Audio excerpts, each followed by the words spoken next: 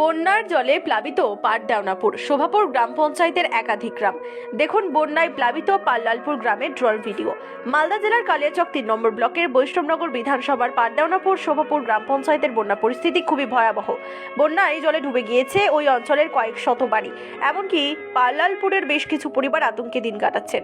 গঙ্গার জলস্তর বিপদসীমার অনেক উপরে প্রবাহিত হচ্ছে, যার ফলে বিস্তীর্ণ এলাকা প্লাবিত হয়েছে। বিশেষ করে পাটডাওনাপুর শোভাপুর গ্রাম পঞ্চায়েতের বহু মানুষ জলবন্দী হয়ে পড়েছেন। এছাড়া কৃষ্ণপুর ও বাখরাবাদ গ্রাম পঞ্চায়েতের একাংশেও জল ঢুকে পড়েছে। রাস্তাঘাট জলের তলায় চলে যাওয়ায় পাটডাওনাপুর শোভাপুর গ্রাম পঞ্চায়েতের যোগাযোগ ব্যবস্থা প্রায় বিচ্ছিন্ন।